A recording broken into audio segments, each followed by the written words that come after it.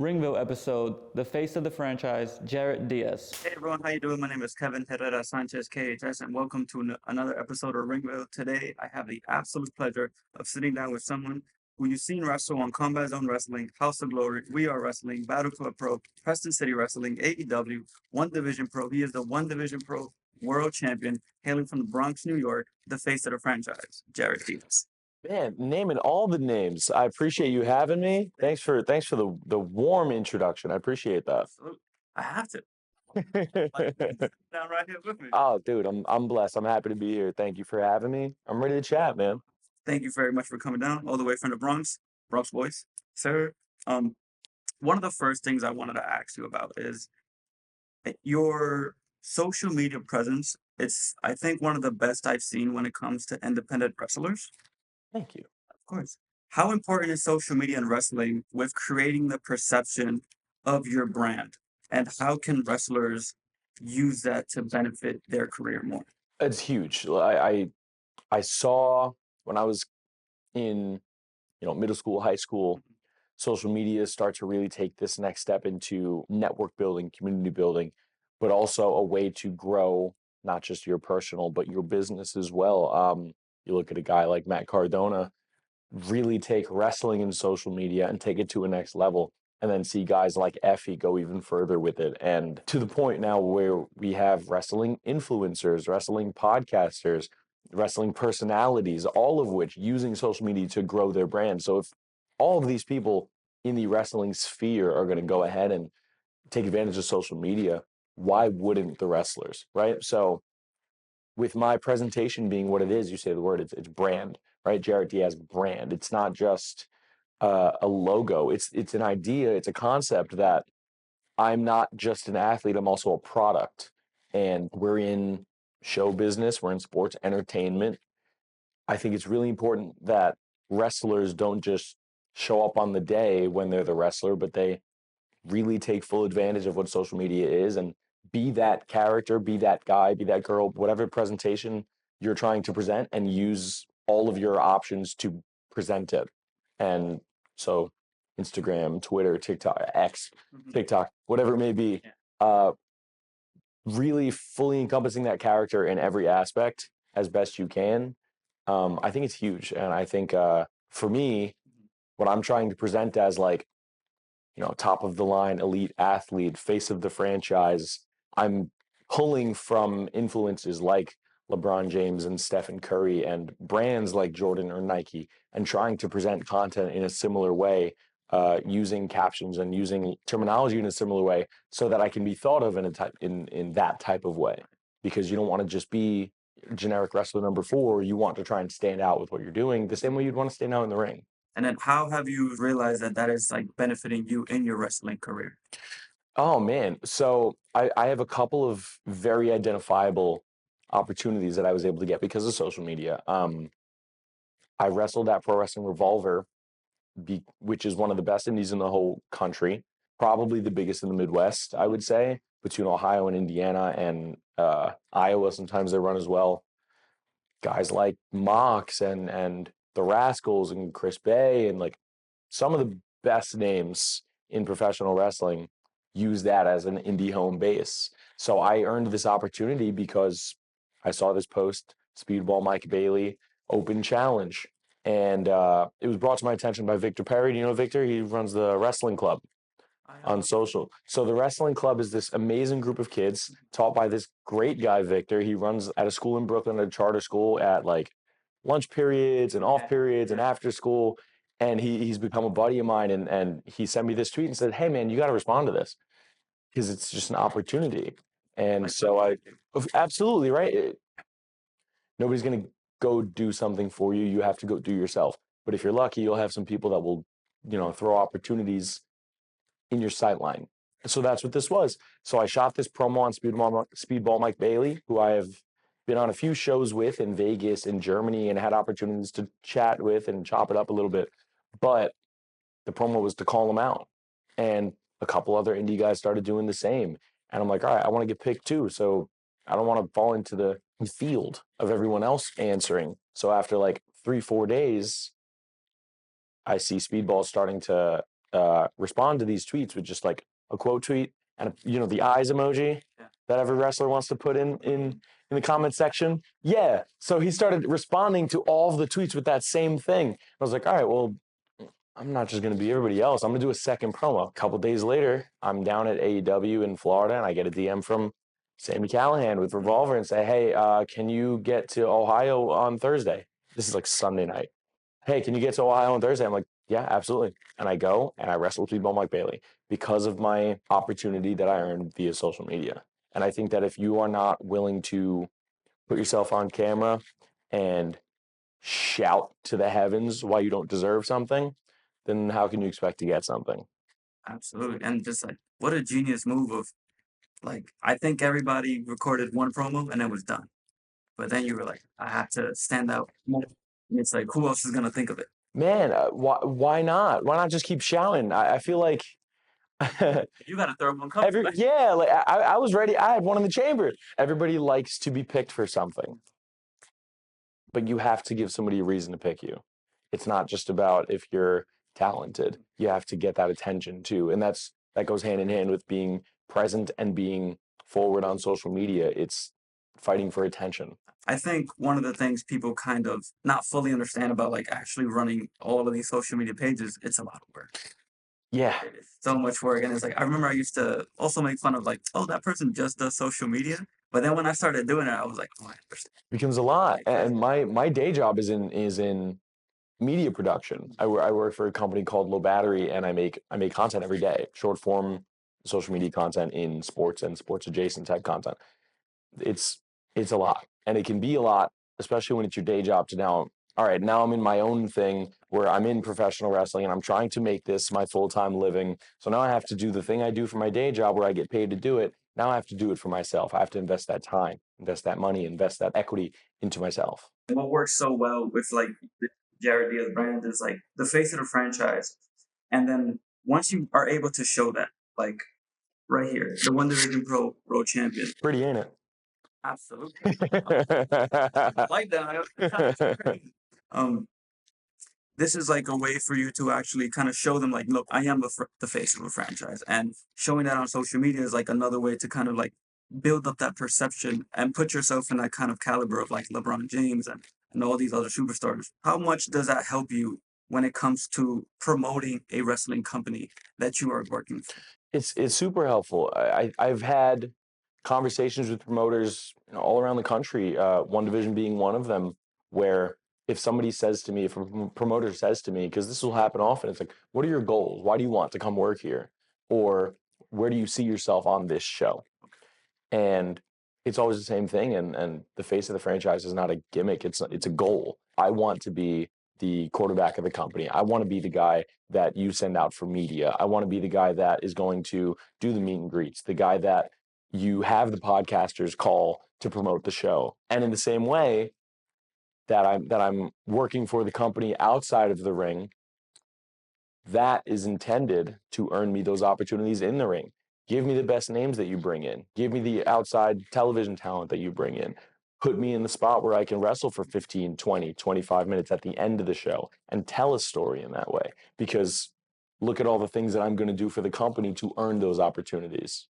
And that's where I keep putting myself with as many companies as I can. CZW is a place that took a risk on me early when I didn't have a ton of promotions in the Northeast. I had just come from Florida, and they opened up this scouting situation. And 6 months later, I'm main eventing a major show with Zayda Steel in an I Quit match, who's now with WWID, right? I want to put myself in a spot where, hey, if you trust me to put me in these positions, I'll do them and then some. Earn myself opportunities in the ring. This is your first world champion. What does that do for you in the sense of like confidence and kind of giving like some weight to the name of the face of the franchise? So, yes, technically it's my first world championship, Okay. but I'm gonna put a little asterisk there, and here's why. When I was the Paradise Alley Pro Wrestling United States champion, I brought that belt overseas with me to Germany. I wrestled there in 2022 with WXW.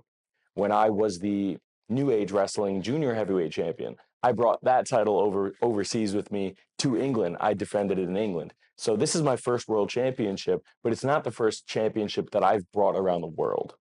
I just want to make that distinction because it's important to me. And it's important to me for the things that I was just saying. If a company takes a risk on me, or if a company puts faith and trust in me to represent them with their championship, it's now my obligation and my responsibility to put it as many platforms as I can. And that being, take it to WXW, take it to Preston City Pro down in over in England. So One Division Pro World Championship being my first proper world championship, it means a lot to me because it's a belt that's already been defended in Puerto Rico, and it's already been defended in a few other states, which is something that I normally am able to bring to a company. So now this is a company that has that, but then sees me and in preliminary meetings with them say, hey, we know you go to England. We know you go overseas. We want our belt overseas. We believe that you can be the guy to do that.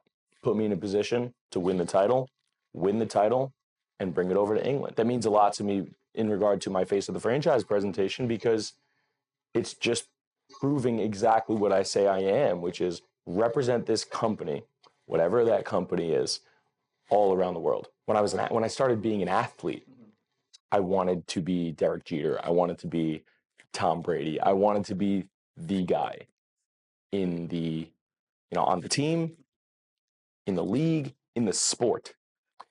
So on the independents, the goal is no different. I want to be the guy for every single company that I wrestle for. And that takes time. And I'm happy to put that time in. I'm happy to put that work in. And that's why I'm sitting here getting the name out, getting that name out, because it's all worth it. And for me, it's every investment into time, every effort that I put in is worth it. What a mindset there, where it's like you treat every title like a world title, where it's like you're gonna take it everywhere. That's big things up here. I'm trying to make them all world titles, man. I when I started in Florida, I met, and this is no disrespect, but I met a lot of locals. I met a lot of 40-mile wrestlers, and I know that has its own negative connotation to a lot of us in the business, and it's not meant to be that, because there is the day job, the families, the real life stuff, and that's important. But I don't prioritize that stuff in the same way that other people do. I just got off a plane this morning from Florida. I wrestled 3 dates in 4 days, got back here, I have this media, I have media later with One Division. It's all worth it. And I'll go home and sleep when I get to go home and sleep.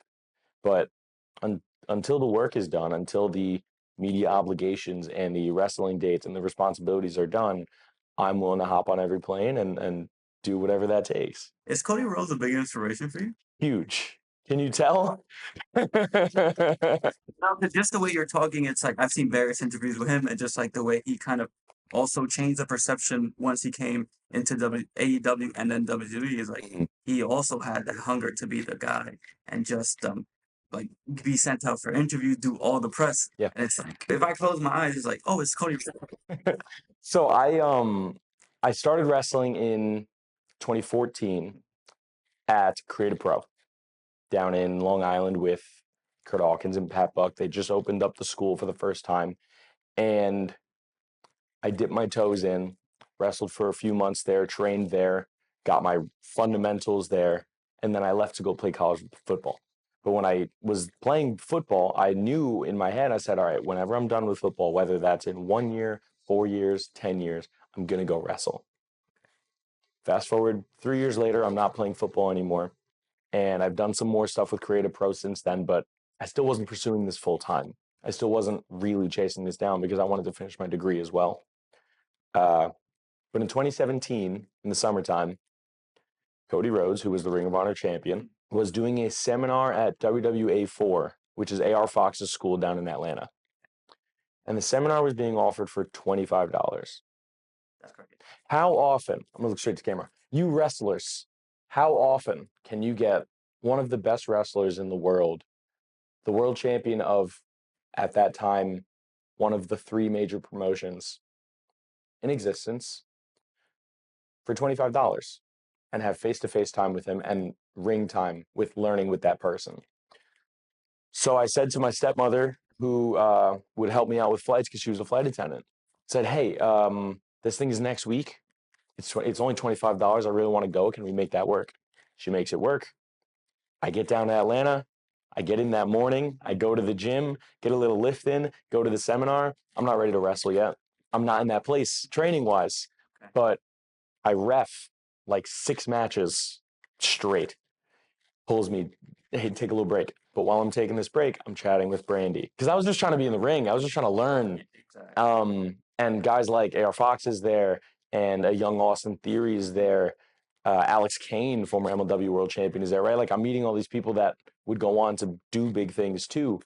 After that, Cody stayed and answered questions.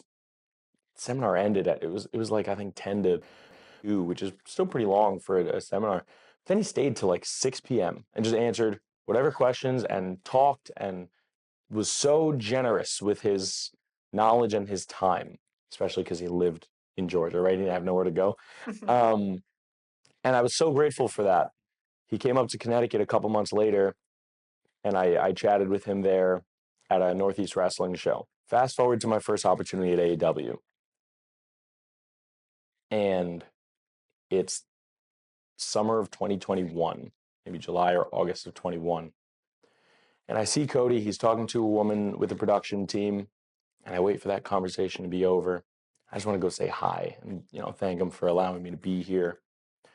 And with the extras, we're kind of at AEW kind of led to just be at Daly's place, at least, right? Because that was their home base for a while before they came out of COVID. So I wait for the conversation to be over, and I walk up to him and I say, hey, Cody, and he stops me right there and he says, Jarett from the seminar in Atlanta. That was 4 years ago. 4 years had passed. Barely had what I felt was like a meaningful conversation, but I was just grateful. And he remembered me by name and by face and by location. I say this, and many young wrestlers can tell you, Cody Rhodes is one of the best people in wrestling. But for me, it was a confirmation that the sacrifices that I took early on were worth taking. So to touch back on what you said, the way that he presents himself, the way that he talks about wanting to be that guy, to go to every interview, to do all the media, to do the charities, all of those things, that's the guy to look up to. That's the guy to want to emulate. Aside from the sometimes blonde hair and the cross Bronx that I call it. Yeah. Those are fun influences, but if I want to carry myself like a guy who really deserves it, really deserves to be at the top and really gets people and companies to believe in him, that's the best guy to be. And it's like to remember your name even after 4 years. Blew me But away. I also think that says a lot about the impression that you left on him. It's like maybe I was just a hungry kid, man. I was just a hungry kid. I asked questions and I wanted answers. And I learned in sports too. It's like, if you have a question, ask it, but then just shut up and listen, right? Ears open. And that obviously transitions over to wrestling too. But yeah, I asked him a lot of questions and he was really generous with the answers. So if I left any impression, I'm grateful for my just ability to be okay with asking questions. Because you can always see the passion when you're talking to somebody. You can hear it, and it's like it kind of just radiates off somebody. So, and it's like just watching you talk right now, I see it entirely. And it's I like, appreciate that, Doug. It's a journey, man. It's a journey. Mine started a long time ago, but to be doing it now for what I consider full time, right? I was chasing my degree down at Full Sail and beginning my wrestling journey for real in late 2018. To be doing it for just over 6 years now. It's been a very eventful journey. and I would say 6 years, you're absolutely incredible in the ring, out the ring, as well Thank as you. cutting promos, like just like. Yo, I'm telling you, this guy. Let's talk about your time at Full Sail. Yeah, let's do it. Because we were talking a bit off camera, and you were during your time at Full Sail is also when NXT was running there, and you said you were able to intern. Black and gold, man. Black and gold. Yep. That golden era 20 when every takeover was just the best show. Yep. Of all time. The shows being headlined by Adam Coles and Malachis and Garganos and Ricochets and Ciampa, Undisputed Era. Oh my God, loaded. Just a stacked roster, front to back. Sorry, I cut your question off. Like, I think being in in an environment like that is so interesting because you have people who have had time in the indies and they're like indie darlings, indie legends, whatever you want to call them. But you're also in a place where they're teaching them the WWE style. So you get to see them kind of figure that out. It's like, what was that experience like for you watching that? So my internship, my experience at WWE at the Performance Center and backstage at Black and Gold was like, it was incredible. It was something that as a wrestler or a fan, you would just dream of having, right? And I say or like wrestlers aren't fans, but you get what I'm saying. Yeah, Um, we all fans. yeah, we're all fans. When I was finishing my degree at sportscasting at Full Sail, I was just knocking on the door with anybody who would open it with WWE. I went to the Performance Center like my first week on campus at Full Sail, so maybe like a mile and a half away. We're very close. I went over there. They it's a one-way glass. They can see who's outside, but you can't see inside. Oh, really? And there's a little buzzer, and they said, "Hey, what are you doing here?" Whatever. And I just said, "Oh, I'm a Full Sail student. I just wanted to ask some questions because I'm just looking for somebody to give me some answers." This was stupid. I don't know what I was thinking, but they opened the door, just cracked it open. And I said, "What are you looking for?" And I said, "Oh, well, actually, I'm just I'm really passionate about this, and I'm looking for any opportunities to be in the building. I'll clean the floors. I'll open up late at night. I'll be security here. Whatever you want, I'll do it." And the woman said to me, she said, "Yeah, that's not how we do things here, but I'll put you in contact with our Full Sail correspondent, and she'll let you know how we do things here." And I said, "Okay, thanks so much." I knock on doors until they get answered, man. So I call this woman. She doesn't answer, but I let it sit, and I go to my program director a few days later, the head of the sports broadcasting program at the school. This guy, Gus Ramsey, and I call him and I say, "Gus, I want to work with WWE in my time here. I'm here for just under 2 years. It's an 18-month program for my bachelor's. And we have partnerships with Rollins College, which is the nearby school that has sports because Full Sail doesn't have any sports. So any of the broadcasting students will go to Rollins to call like lacrosse games, basketball games, whatever. They work with local high schools. They work with Lakeland News. They work with the Magic sometimes. But I want to work with WWE." So he says, "Okay, well, we have the partnership obviously with WWE, and let me call you back in a month, and I'll have some information for you." I said, "Okay, cool." That month must have been. Oh, it was dragging because every week it's NXT on TV. Yeah. We have the monthly tapings, and like I think I just gone to one that week that was headlined with Pete Dunne, Ricochet, Adam Cole, triple threat match, NXT North American title, or number one contenders for that title. Either way, that triple threat, and it was fire. So I'm all worked up. I'm like, "Yeah, I just want to be in the building. I just want to work there. I just want to work there." I wait the month, and on that very 30th day, I'm calling him back. Say, "Hey, Gus, it's been a month. I want to work with WWE. What's the word?" He said, "Okay." This was like late September. 2 months from now, I will call you before I tell everyone else. There's going to be an internship created with WWE for our broadcast program. We're working on the details, which is why I need the time, but I will let you know before it goes wide because that's why I went to the school. That is the specific reason. I always wanted to be in broadcasting when I was done with being an athlete, but I went to that school specifically for that relationship. A couple months go by. He calls me.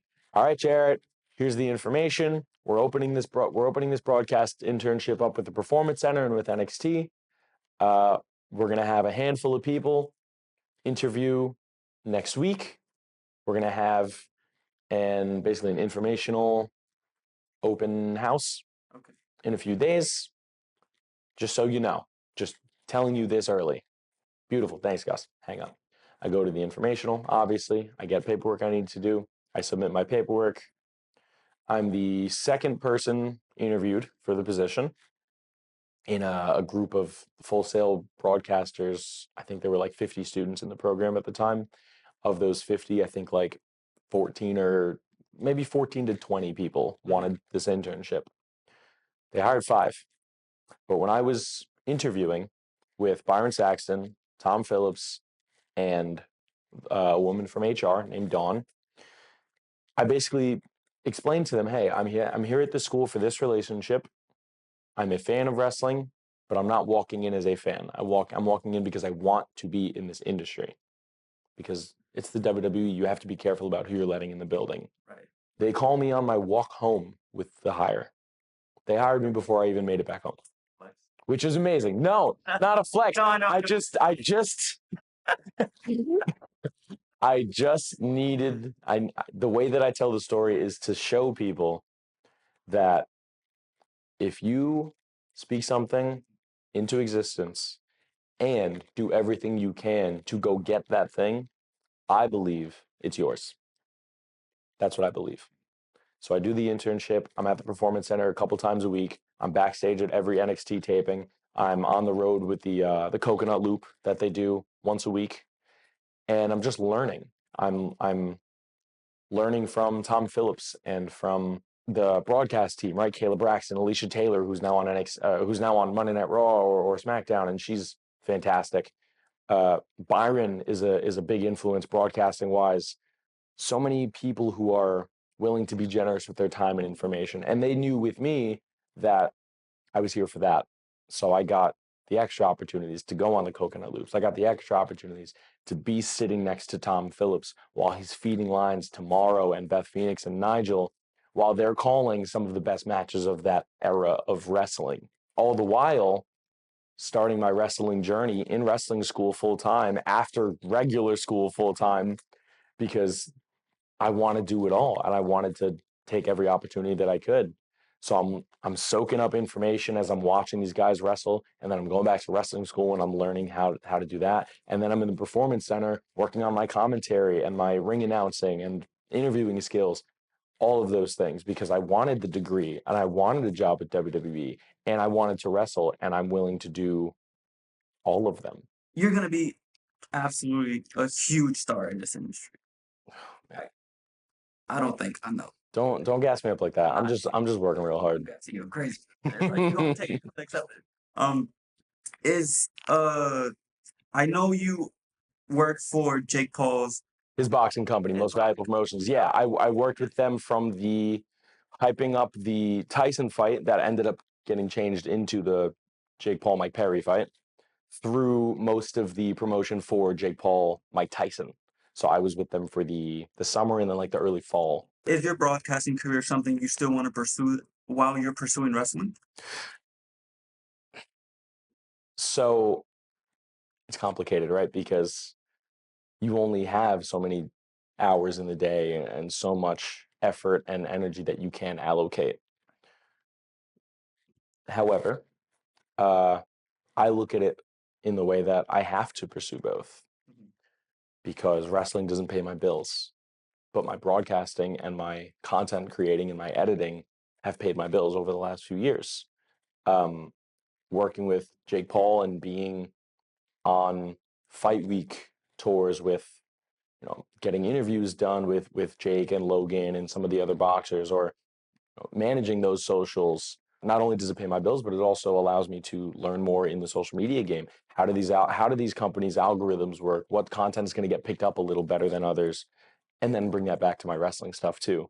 And while I have managed to juggle both for the last few years, sometimes there is conflict. I turned down an opportunity to make content at Royal Rumble because I had bookings that weekend. And I wasn't going to be working with WWE. It was going to be its own thing, but I was going to be at Royal Rumble making content. And I chose instead to stick to the bookings that I committed to. But I can honestly say it doesn't happen that often. It doesn't make me feel like I have to choose.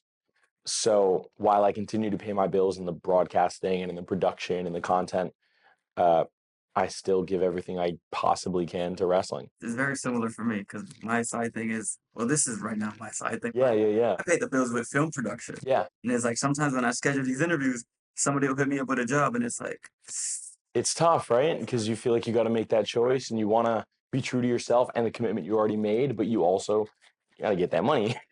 Yeah. I have to eat. 100%. 100%. I think it's about prioritizing the things that you have to prioritize, but you don't just do it once, you do it every day, right? And sometimes those things shift and change. There have been days where I skipped the gym because I was really locked in on work and I just had to get a project out. And there have been days where I need to step away from work for a minute because I have to hit the gym today or I have to get some training today, whatever that may be. Juggling them every day, as well as a personal life, a partner, a family, friends, all of those things. It can be a lot, but I also know that if it weren't a lot, it wouldn't be worth it. I know that the things that are most worth striving for are going to put you in positions of stress or of making tough choices and sacrifice. You plant the seeds now, you grind, and then you get your flowers. Mm-hmm. Yes. Grind every day. And that doesn't always mean the same thing. Like I said, it doesn't always just mean grinding in the gym. Sometimes you have to step away from the gym to handle a bigger priority. And sometimes that switches. I want to talk about your Superman tattoo that you have. Let's do it, man. I would show it, but I'm layered up, man. It's cold out there. Hell, just a big fan of Superman. So this answer is two-pronged. Okay. I wanted a tattoo when I was a kid, when I was like a middle teenager, right? My dad had 6 tattoos at the time, 5, 6 tattoos at the time. And my brother had one that was small on his wrist. I was like, oh man, tattoos are so cool. I like them. But I wasn't really sure what I wanted to get. And I had started drawing up some ideas. I'm not very good at drawing, but I started drawing up some ideas and like, oh, this might be cool. Oh, like maybe I combine these 2 concepts or whatever. I couldn't get anything that I really committed to, that I really wanted to get. And then when I was like 17 or 18, I think it was like 17 and a half, my dad broke his neck, one of his vertebrae, and my dad had gotten this Superman tattoo up like low on his neck, high back when I was like 10. And for him, it was like super dad. And I thought it was really cool. Like, you know, me and my sister would like always draw fake tattoos on him. And then he got one that was for us. So I always wanted a tattoo and I wasn't really sure what I wanted to get. My dad has this accident, not really an accident, just wear and tear from his life, and breaks his neck. And he has to get surgery. They say with the surgery, there is a 30% chance of a full recovery. This man's, he's strong. He runs a gym. He's been an athlete his whole life. At this time, he was running a gym full time. Now, since retired, 3 months later, by maybe April, he was back at work, fully recovered in the gym every day, as if it never happened. 3 months. Never happened. That's that Super Cena. Bananas, right? It was really nuts. To this day, I don't know how he did it. I have no idea how he did it. But dude is freaky. But because where he got the tattoo was where he had the injury, I wanted to get one like that. So I put that here. Yeah. And then second, the easy answer is because Superman is my favorite superhero. What makes him less interesting to some people is that they see him as one-dimensional, that they see him as just a Boy Scout. He's too good. He's too simple. Which I never really understood. Like, I think that's the best part about him. I think that's what's even more complex, to see an ever-changing world around you, a world that you weren't even born in, and still maintain as best you can goodness. I'd like to think that I try to be good just as a person as often as and as clear as I can. I think I have a pretty clear moral compass. So that's something that people might want an edgier Batman or a ruthless Punisher, but I like Superman and I'm cool with that. Yeah. Like there was at some point where it's like being like nice and friendly and positive was seen as like corny. Yeah, like you're trying too hard, or like you just want everybody to like you. Like I have no problem with people not liking me. Don't get it twisted. I'm from the Bronx. Like I'm cool with conflict, but I don't lead with that. I try not to lead with that. I try to lead with positivity. I try to lead with kindness as best I can. And I think who better than that? To represent that. Yeah. So that's my little story about my first tattoo. Since then, I've got a few more.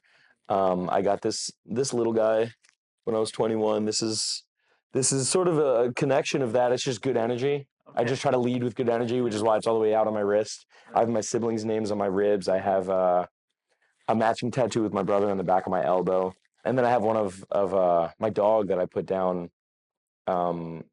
last May. Actually 2 years ago now. Nova right across my thigh, which some people say is slutty, but I just like the placement of it. I've never heard that. Thigh tattoos? Never heard of slutty thigh tattoos? Well, there you go. There you go. I'm pure. It's a thing. I'm just saying that's what people say. Yeah, that's what you hear, right? That's what I hear. That's what I hear in the Twitter sphere, in the tattoo community. No, but so yeah, that's my tattoo. So I have what 1, 2, 3, 4, 5 now. Plan to get more? Yeah, definitely. I've always liked him as a representation of the things you care about, the things that are important to you. I've never got a tattoo that hasn't meant something to me. I plan on keeping it that way. Okay. But I also have to be mindful of a certain presentation, a certain image that I present, right? I'm not going to go get full blackout sleeves and crazy tribals and stuff because that's just not me. I'm not going to get the face tattoo, not the teardrop. That's not my thing. That's fair. I'm talking about things that are important to you. You carry your Puerto Rican heritage proudly. Yes, sir. Yes, I do. You performed at House of Glory's Puerto Rican weekend, Mike Santana's Puerto Rican weekend. Yep. What was that feeling like for you to represent, like to be in a space where there's just so much love and support from the community? Have you ever gotten goosebumps just hearing about a thing? Because that's what you just did to me. That's what you just did to me. When you talk about carrying your culture with you, I don't have to do this.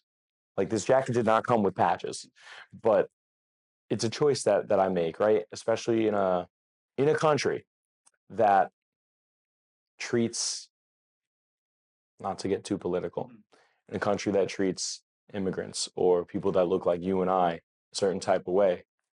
We have options, right? And one option as a light-skinned person is to shy away from my culture, to lean in to being accepted in a more easy way. The other option is to be proud of who you are and what you are. And that journey's come a long way for me in my life too, right? I grew up in the Bronx, but I went to school in Westchester. So I was around a lot of white kids and a lot of different races, but none of them were really me. So there is a certain identity situation where you're like, all right, like I want to blend in here. I don't want to stick out here. I just want to get along here. I want to have friends that don't look at me like I'm different. Because every kid in every culture in every school situation just wants to fit in, just wants to feel like they're not the weird one or the one that's like out of place, right? So that identity coming from a younger person and growing into myself and really being even more embracing of my culture. Working at Puerto Rican Weekend at House of Glory. Let's talk about this for a second. House of Glory is the preeminent independent pro wrestling company on the East Coast, especially here in the New York tri-state metropolitan area, right? That's an easy one. That's like almost everyone's introduction into independent wrestling here in New York. Most people, not me. But when I got to Hog, when I started paying attention to Hog, the House of Glory was the place to pay attention to. It's one of the best. So to work for House of Glory, end of sentence, incredible. And I was able to do so again recently. But to make a debut at that type of place, being completely surrounded by my culture, by people that look like me or you, that to be able to share the ring with one of my good friends, Matt Awesome, who is Puerto Rican like me, and other Puerto Ricans on the show, right? A guest of yours, Matt Awesome. To be able to share the ring with my culture and share that same culture with my fans and feel that energy and feel that love, the support you're talking about, I get goosebumps just thinking about it. I get goosebumps thinking about the year prior when I walked on the Puerto Rican Day Parade for the first time. And I behold, because I was surrounded by people that look like me, and I've never felt like that before. I'm getting a little emotional about it right now because how can you not, right? When you have a culture that's so strong and so sincere, that's so loving, to take that culture and then put it into the thing that I love most in this world, which is professional wrestling. The way that I can share myself with whatever crowd is in front of me, but now this crowd's giving it right back. That there's no better way to say that. It's something so pure. I don't think there's too many shows or moments like that in wrestling, and it's like big shout out to Mike Santana for putting that. Oh my God, dude. I'm so grateful, and I hope that we do it again this year. Absolutely, yeah. Because I unfortunately I didn't go last year, but it seemed like a good time. You better be at this next one. You better be at this next one. Absolutely, for sure. I want to talk about your time in AEW. You worked there. You had 5 matches there. How did that all come together? So the first time I was at AEW, the Cody Rhodes story I was telling you about, I didn't work. I didn't wrestle. I had the opportunity to go really because of my boys, Jay Sky, Richard Adonis. They were brought on for extra work, and they told me who I should contact for it. And I just let him know. I said, hey, I know you're bringing these 2 guys in for extra work. I would just love to tag along. I would just love an opportunity to be in the building. I don't expect any opportunities to wrestle tonight. I just want to be there. Tonight being, it was like a week in advance or 2 weeks in advance, but whatever. And he just gave me the go-ahead. He said, hey, you're not going to have anything because you have to get medical paperwork, blood work done and all that. I said, hey, you're not going to have anything, but you're welcome to come with your friends because we're having them. And this was also during COVID. They were using almost exclusively Florida extras at that time. I was living in New York, but I didn't tell them that. Yeah, no. Right. I just got the go-ahead. I'll handle the rest. They don't gotta know everything. Right. So I go there. That was for the first time. I knew I wasn't going to wrestle, but I was cool with the photographer. So I did get some AEW photos anyway. Fast forward to late 2022. And I think they had been taping at Universal for AEW Dark and Dark Elevation for a couple of months at that point. My guys had started doing those again, Jay and Rich. So I just asked them and said, hey, is it still Sean Dean who corrals the extras? And they said, yeah. And I said, okay, cool. Well, I'm going to get back on that list. So I shoot the email over and I said, hey, I know you're corralling those extras. I know who you have, that you're having them in the building next month. I have time to get paperwork and blood work done now. Am I welcome to join the party? Am I welcome to be considered for an opportunity to work extra work as a wrestler, as a security, as a whatever? And so they were going back to Daly's place for this show. I get selected to be one of the extras, and they tag me with BK Klein against the Guns, the Ass Boys. I knew Austin. I didn't know Colton. I had never met the dad, but I knew Austin. So I was like, all right, like as long as I know one of these guys, I'll be cool. Obviously, they're the talent. I'm the enhancement. I'm just gonna go do whatever I'm told. Billy Gunn's intense. I'm just gonna listen to him. And we go do the thing, and it went by fine. Like we had no problems, right? The Ass Boys were just working on their first real push in the company. So I was just there to put them over. Happy to do it.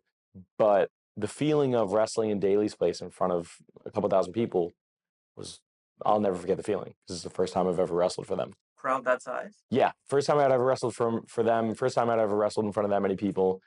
And it was outdoors, which is a cool feeling. You know, cool breeze in Florida, nice and warm out still, but it's like manageable. That was really cool. I remember watching it back, and the trunks that I was wearing, it had like Diaz straight across my ass on like big puffy letters.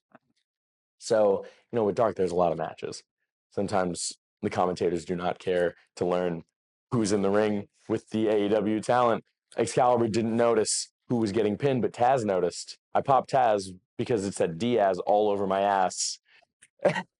And so I take a little bit of pride in that because everybody wants Taz to laugh. Everybody enjoys, right?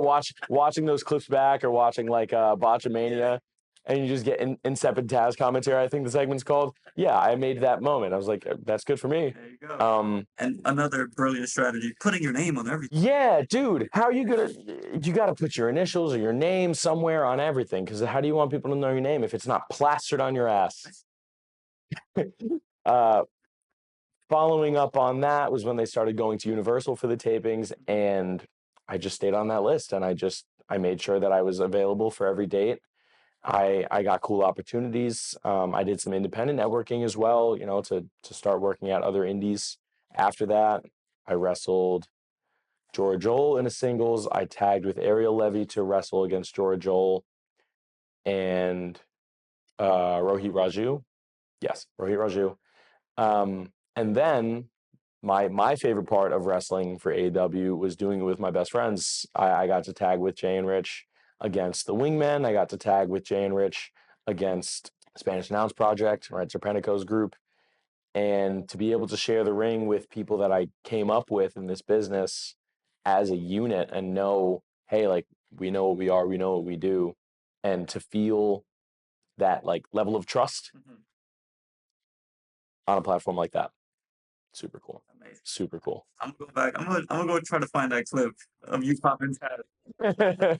It's a fun one. Mhm. It's a fun one. I just want to be acknowledged, you know. And if you know my name, that counts. What are some of the accomplishments that you are extremely proud of? I've done some really cool things in what feels like not a lot of time. One of them being right here, the One Division Pro Championship, and being in a very real sense the face of that franchise for the past few months has been incredible. I'm very proud of that. Being from where I'm from and feel like I got out of where I'm from. I'm proud of that. To have traveled and wrestled around the world in England, in Germany, all around the US, I'm proud of that. But what I'm most proud of in wrestling is the fact that I'm doing it. When I was a kid, I wanted to play football, and I knew when I was done playing football that I wanted to wrestle, and I did it. And I remember being the kid who was watching wrestling in elementary or middle school when kids started to age out of watching wrestling. Right? Yeah, right. Like when you get to 12, 13 years old and you realize, oh, it's not exactly what they're telling us it is. Like that? But right. And getting that look or getting that question, right, from my other jock friends, because we were at football practice. Like I was fine in those places, but then they would still ask me, like, yo, why do you watch wrestling? Because it's the coolest shit. That's why. It's the best. No, like I would really talk about it as if like, yo, like I want to be a wrestler someday whenever I'm done playing football, because I want to do that. And then I want to do this. So I had a friend of mine from when I was like, 11, 12 years old, whatever. And we grew up together. We didn't stay that close when I had left town, when I moved towns, but he just stayed up on social. And I remember he messaged me, was like, oh man, like I'm just really glad that you're still doing it. I still watch from time to time, and I know we always used to be fans. And then he comes to a show, and I wrestle Dan Maff on this show, who is a damn legend on the indies and one of the ROH originals, and like watches me do my thing that I always said I wanted to do. It's very validating to know that what I stuck my head to at 11, 12 years old, I still had the focus and the work ethic to go try. And not only to try it, but to, in a lot of ways, thrive and continue this journey in a really real way. That's the thing I'm most proud of. That's awesome to hear, man. And it's like I look forward to seeing what you do next and what you continue to do. And I'm pretty sure just the way Cody inspired you, you're going to be inspiring a lot of people. I hope so, man. I want to share what I have and what I do with as many people want to see it. And there's definitely a lot of kids that I come across on the indies that that say they want to do this too. So if I'm even a little tiny piece of that inspiration, if I can be to any of those kids what half of, a quarter of what a Cody or an Adam Cole or a Finn Balor have been for me, then I've done my job. Anything you would like to plug to the cameras? Plug to the cameras. Oh, wait. Let's plug to the camera. Yeah. You can find me on social media at the Jarett Diaz on Instagram and X. You can find me at Jarett Diaz on TikTok, although I'm not super active there, I'm going to be honest. You can find a lot of my matches on YouTube. If you just search Jarett Diaz or Jarett Diaz Wrestling, you'll find plenty. You can always go to the Pro Wrestling Tees link because I've got Jarett Diaz brand merch. And if I can just say anything else, just be good to people. Just be a little nicer. That's that's something where it's like, wow, we gotta say that. But it's true. Just be nicer to people. I don't have to say shit. I want to say it. I love to say shit. Thank you for the time, bro. Of course, absolutely. Always welcome back. Look forward to what you're gonna do. And until next time, everyone, we out.